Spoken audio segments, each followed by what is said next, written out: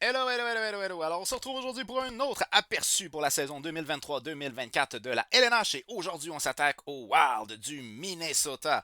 Alors, du côté du Wild du Minnesota, ce qu'il faut dire, c'est qu'il y a eu une solide amélioration dans notre jeu défensif et une bonne détérioration dans notre jeu offensif lors de la dernière saison. Alors, le Wild du Minnesota, de mémoire, il me semble qu'il était dans le top 10 là, il y a 2 ans en termes d'attaque. Là, ils sont descendus à 23 en termes d'attaque, mais en défensive, c'est à peu près l'inverse. Là, fait que là, ils sont rendus la sixième meilleure défensive. So, bref, il y a eu un changement d'identité au niveau du Wild du Minnesota, et c'est ce qui a pour impact que certains joueurs ont vu leurs statistiques offensives peut-être diminuer un peu. Mais il n'y a rien de dramatique. Je pense entre autres au jeune Matt Boldy en termes de ratio points par match, un petit ralentissement. On panique pas. Il est quand même un bon joueur au niveau offensif, mais l'organisation a pris une identité un peu plus défensive. Donc bref, l'organisation en tant que telle a connu une bonne saison, encore une fois, l'année dernière. C'est une équipe là, qui, je veux dire, elle participe presque à tous les ans, elle participe aux séries éliminatoires. Donc là, ça fait 4 années d'affilée qu'ils participent aux séries éliminatoires. Par contre, un petit fait anecdotique, c'est que la dernière fois qu'ils ont réussi à passer la première ronde en séries éliminatoires, c'est en 2014-2015. Ils avaient été éliminés en deuxième ronde. Fait que, oui, on rentre en séries éliminatoires, mais on fait pas un long bout de chemin.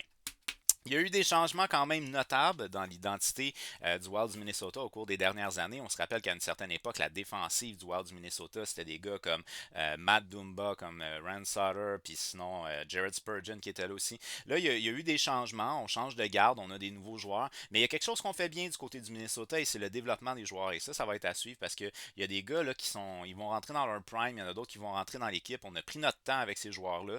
Donc, en prenant notre temps, on augmente nos possibilités d'avoir un bon développement. Et ça, c'est intéressant. Du côté de Bill Guérin, le directeur général qui revient encore une fois cette année, Bill Guérin, il a été d'un aveu. Lui, il a dit que ce qui est important pour lui lorsqu'il va chercher un joueur, c'est d'avoir quelqu'un qui va amener quelque chose de positif dans le vestiaire. Parce que pour lui, il veut uniquement avoir des bonnes personnes dans son vestiaire. Et ça, c'est quelque chose qui est intéressant qu'on a du côté de Bill Guérin. Entre autres, c'est une personne qui est très accessible, qui est très à l'écoute. On sait entre autres qu'il avait fait un suivi vraiment très rapproché avec Kirill Kaprizov. D'ailleurs, un pari qui a gagné. Il y a beaucoup d'équipes qui n'ont pas voulu s'essayer parce que Kaprizov était dans la KHL. On ne savait pas s'il allait venir. Guérin, à toutes les années, il allait le voir. Il allait visiter sa famille tout le temps. Et il a bien fait les choses avec Kirill Kaprizov. Mais c'est ça. C'est un gars qui est quand même très ouvert. C'est un gars qui parle beaucoup avec ses joueurs. Donc, bref, je pense qu'on a un bon directeur général du côté du Wild du Minnesota pour faire de cette équipe-là un bon corps et éventuellement une équipe qui peut aller plus loin.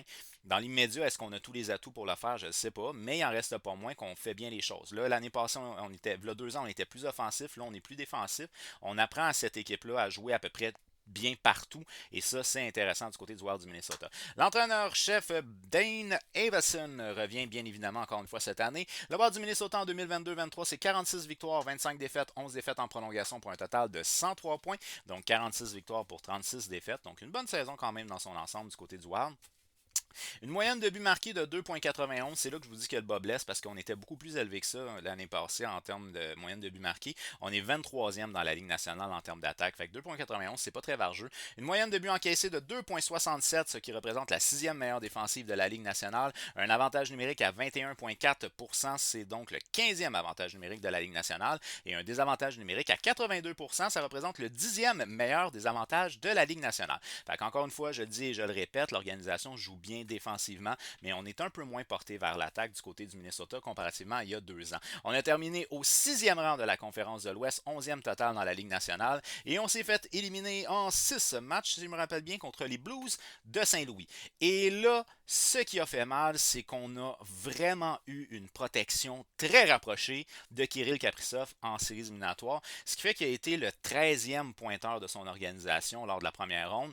De mémoire, je pense qu'il y a genre 2 points en 6 matchs, quelque chose de même. 2 buts, par contre. C'est 2 points qui comptent beaucoup, mais il y a juste 2 points en 6 matchs. Par opposition, un certain Hartman, lui, c'est le contraire. Ça a bien été en séries éliminatoires. Ça a été plus ordinaire pour ce qui est de la saison régulière, mais en séries éliminatoires, ça a bien été du côté de Hartman. Donc, 37 points en 59 matchs pour Hartman en saison régulière, mais 5 points en 5 matchs en séries éliminatoires. On a eu aussi John Klimberg qui a fait un petit tour, là, qu'il ne sera pas de retour. Johansson qui a été acquis en fin de saison, aussi intéressant ce qu'on a vu lui vers la fin de la saison. En tout cas, bref, tout ça pour dire, c'est que Kirill Kaprizov a été très limité au niveau de sa production lors des séries éliminatoires parce qu'il y a vraiment eu une protection rapprochée de la part des Blues de Saint-Louis. Puis sinon, ben, l'organisation s'est inclinée encore une fois en première ronde. C'est pas aussi pire que les Maple Leafs, mais ça commence à être redondant par contre. Le meilleur en termes de but du côté du Minnesota aurait été bien évidemment Kirill Kaprizov, que moi je surnomme affectueusement le requin. J'adore sa façon qu'il a de tourner dans la zone offensive puis garder la possession de rondelle. En même temps, ça peut être fatigant pour les gars qui jouent avec lui, mais moi je trouve ça plutôt divertissant au niveau du show. Le meilleur en termes de points aurait été encore une fois Kirill Kaprizov, encore une saison au-dessus de 1 point par match, 75 points en 67 matchs pour ce qui est de Kirill Kaprizov. Une bonne production offensive, c'est un joueur qui a vraiment un flair offensif très important, un excellent tir, un bon coup de patin, blablabla. Donc c'est un joueur qui a eu un impact immédiat quand il est arrivé dans l'organisation offensivement. Et c'est un des quelques joueurs qui, au niveau de la production offensive, a quand même eu une bonne production offensive cette année, malgré qu'on jouait plus défensivement. Le meilleur défenseur à caractère offensif, mais de manière générale, c'est un défenseur quand même assez solide. Je parle ici du capitaine Jared Spurgeon, 79 matchs, 34 points, plus 32. C'est sa deuxième saison d'ailleurs qui a un différentiel de plus 32. C'est un gars qui est capable de patiner. Vous voyez pas un défenseur offensif en Jared Spurgeon, mais c'est un gars qui est responsable dans son jeu. Puis ça, ben, c'est ce qu'on veut de la part des joueurs qui sont vétérans, c'est-à-dire le plus possible d'être responsable dans leur zone, pas commettre trop d'erreurs. Ce qui va être bien entendu très utile pour les statistiques des gardiens de but, mais ce qui est aussi utile pour tes statistiques au niveau défensif. Et on sait, hein, la défensive gagne les championnats. Pas jusqu'à date avec eux autres, mais ça peut. Donc, maintenant, je vous invite à aller faire un petit tour sur le site alacoupe.ca afin de voir l'article signé par notre chroniqueur Anthony Saint-Amand, les espoirs les plus proches d'atteindre la LNH chez le Wild du Minnesota. On a 3 espoirs qui ont été cités par notre chroniqueur Anthony Saint-Amand. Le texte complet est disponible sur alacoupe.ca. On va commencer ici par le jeune défenseur Brock Faber, un défenseur de 21 ans, choix de deuxième ronde en 2020. Pour ce qui est de Brock Faber, c'est un joueur qui a évolué au niveau de la NCAA l'année passée. Mais là, on le sait, hein, depuis une couple d'années, les joueurs NCAA s'adapte relativement rapidement à la LNH. Alors, c'est possible qu'on le voit s'établir dès cette année au niveau de la LNH, entre autres dû au fait que c'est un joueur qui n'a pas peur du jeu physique. Donc, on peut voir ce jeune-là jouer sur une base régulière avec le Wild dès cette année. Dans la NCAA l'année passée, Faber, c'est 30 matchs, 4 buts, 23 passes pour 27 points. Alors, on dit de lui qu'il a une bonne première passe et que c'est un gars qui lit bien le jeu pour ce qui est de Brock Faber. Par la suite, on a le jeune joueur de centre Marco Russi, 22 ans, choix de première ronde en 2020. Pour sa part, disons que le développement est un petit peu plus lent. Par contre, il a connu une excellente saison au niveau de la AHL la saison dernière. 53 matchs, 16 buts, 35 passes pour 51 points, ce qui lui a valu un rappel pour seulement 19 matchs, 1 point. Mais on prend notre temps. Marco Rossi, on prend notre temps avec lui. C'est un joueur qui a un excellent flair offensif, un bon fabricant de jeu et un joueur qui a beaucoup de lacunes défensivement. Et par la suite, ben, on a le dernier espoir qui, lui, probablement ne devrait pas être régulier cette année. Ça dépend comment on va jouer du côté de Bill Guérin.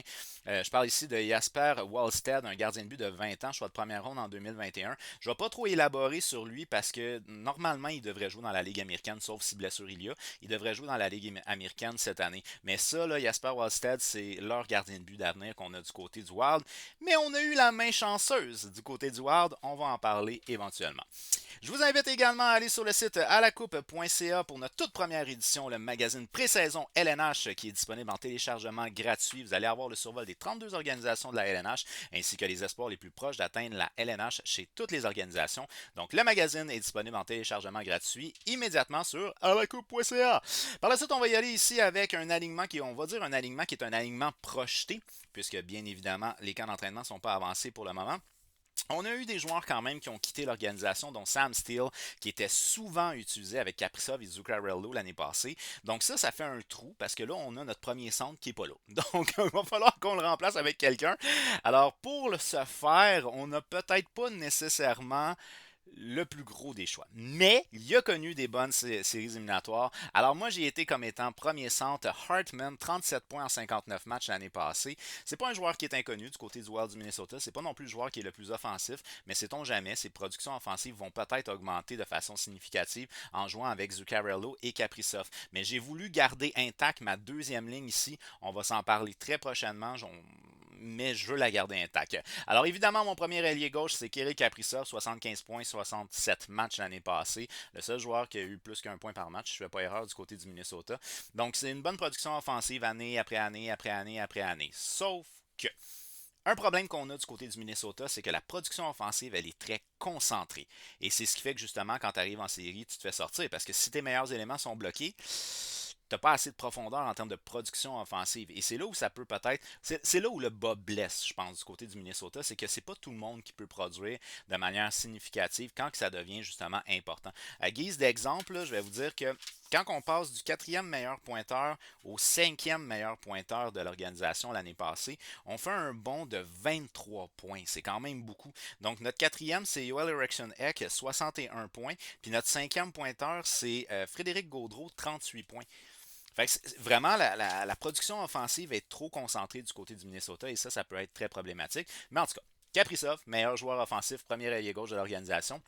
Le bon vieux Matt Zuccarello, 36 ans pour ce qui est de Zuccarello, 67 points en 78 matchs. Il n'a pas ralenti, encore une bonne production offensive pour ce qui est du vétéran.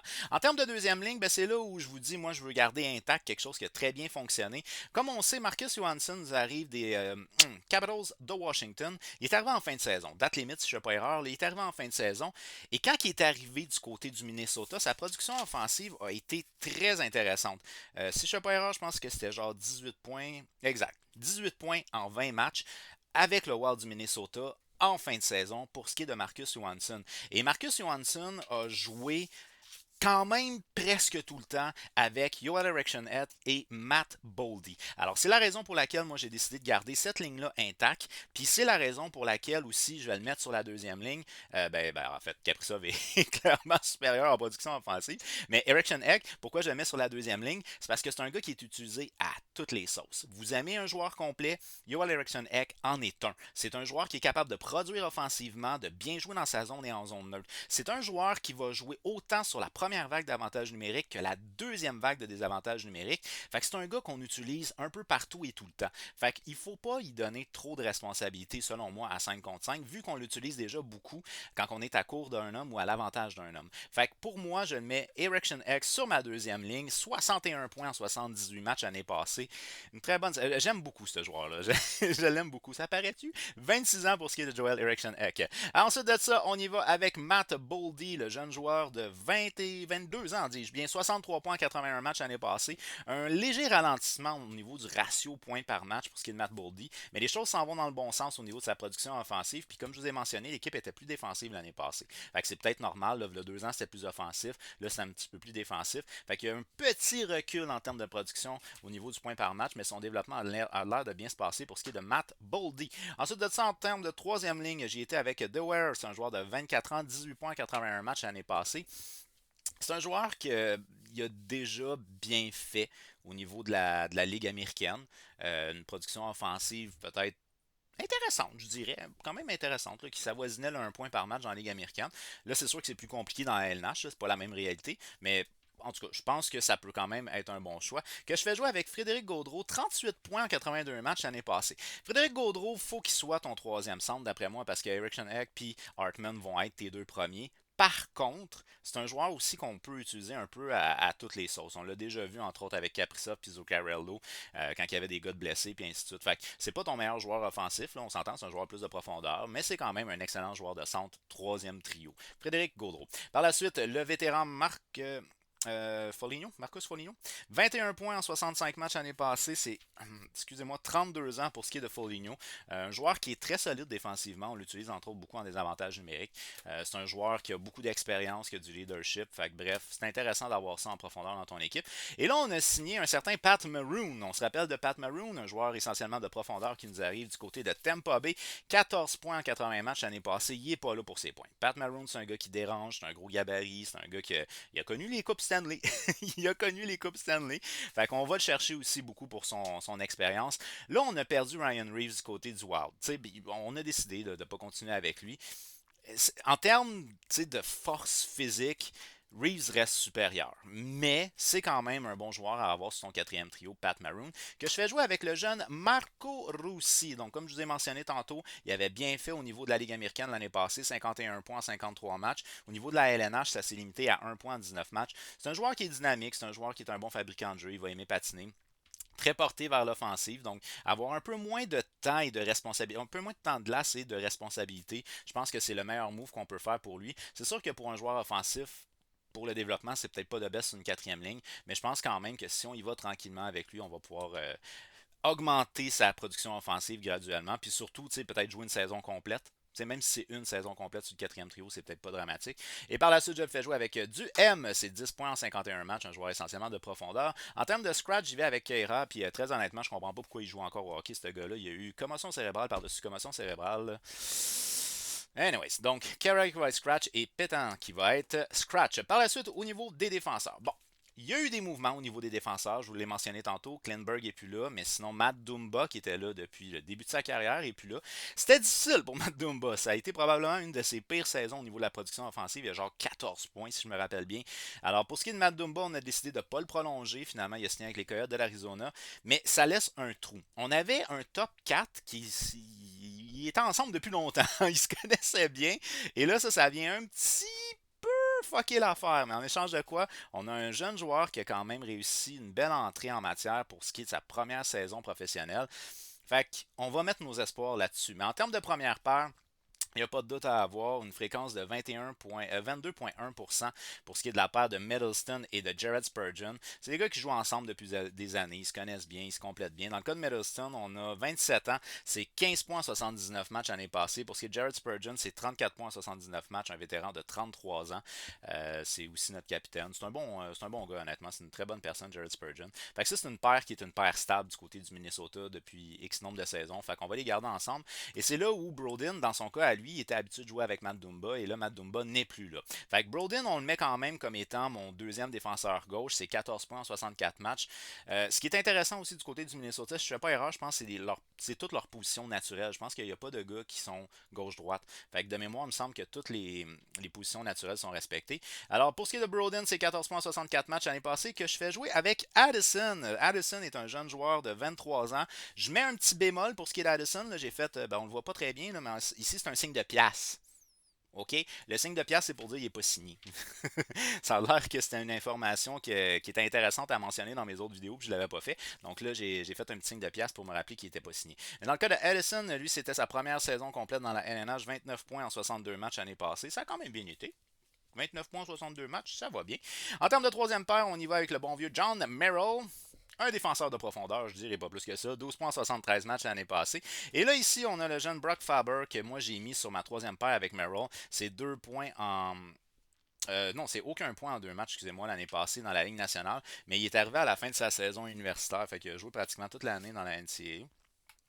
Dans le cas de Faber, de jouer avec un joueur d'expérience comme John Merrill, je pense que ça peut être intéressant. 31 ans pour ce qui est de John Merrill. Fait que ça peut être intéressant. On fait un développement graduel, puis il va pouvoir faire plus d'erreurs. Ça va être un peu moins grave. Il joue avec un gars d'expérience, puis il va avoir moins de temps d'utilisation, donc moins de pression.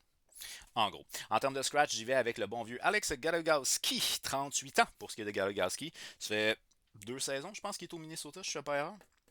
C'est plus ça. La production offensive qu'on a connue de Goligoski par le passé n'est plus là.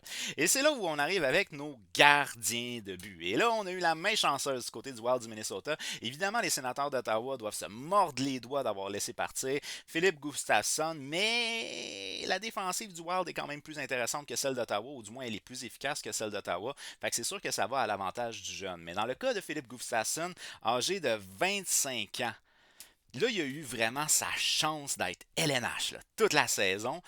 Puis au début, on commence avec Fleury. Fleury, c'est un gardien de but d'expérience. Il a gagné des championnats, puis tout ça.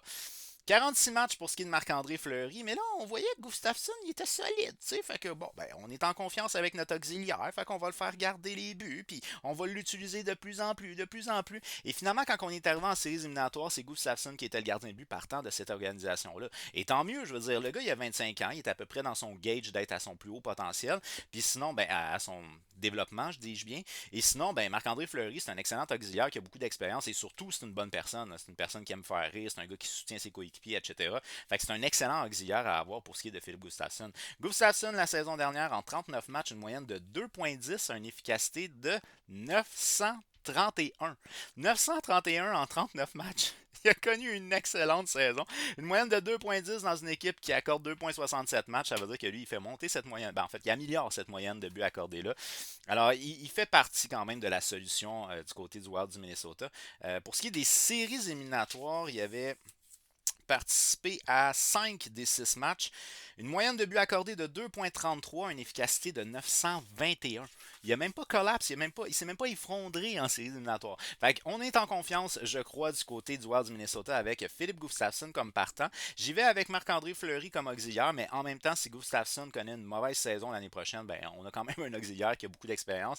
Marc-André Fleury en 46 matchs l'année passée, 2,85 de moyenne, 908 en termes d'efficacité. Et je ferme le tout avec un gardien de but qui devrait théoriquement être dans la Ligue américaine cette année. Je parle de Jasper Wallstedt. C'est le gardien de but d'avenir du côté du Wild du Minnesota. Dans la Ligue américaine, il avait 38 matchs, 2,68 et 908 d'efficacité. Fait idéalement, on va prendre notre temps pour le développer puis on va le laisser partant dans la Ligue américaine pour ce qui est de Wallstedt. Alors c'est ça pour ce qui est du survol général de l'organisation du Wild du Minnesota. Un point que moi je vous ai mentionné, que je ne suis pas 100% confiant, je pense que le Wild, oui, est une organisation qui peut faire les séries éliminatoires, mais je peine à croire que c'est une organisation qui peut se rendre jusqu'au carré d'as ou même à la finale de la Coupe Stanley, parce que c'est une organisation qui malheureusement a une attaque qui est beaucoup trop concentrée. Puis ça, ben, quand tu joues contre des équipes qui sont solides défensivement et qui ont de la profondeur, ils vont en profiter. Donc, le fait qu'il y a une disparité, une disparité dans la production offensive du côté du Wild, je pense que ça en fait une proie facile en séries éliminatoires. C'est la raison pour laquelle je crois que le Wild du Minnesota pourrait participer aux séries éliminatoires, mais assurément, ils ne se rendront pas au carré d'as. Fait que je vais me risquer pour le dire, première ronde pour ce qui est du Wild du Minnesota. D'après vous, est-ce que le Wild du Minnesota est une organisation qui peut se rendre encore plus loin que la première ronde? Ça fait une couple d'années qu'ils n'ont pas été plus loin. Est-ce qu'ils vont pouvoir passer la deuxième ronde? Et puis sinon, peut-être même que le Wild, d'après vous, feront même pas les séries, là, je sais pas, c'est à vous de décider. Dites-le moi au travers des commentaires. On n'oublie pas de donner un petit j'aime à la vidéo et de partager, bien entendu, puisqu'on est d'hockey fan meilleur que c'est. On s'abonne à ma chaîne YouTube, on active la petite cloche parce qu'il y a d'autres aperçus qui s'en viennent pour la saison 2023-2024. Je vous dis un gros merci d'avoir regardé cette vidéo et on se revoit très prochainement. Bye bye.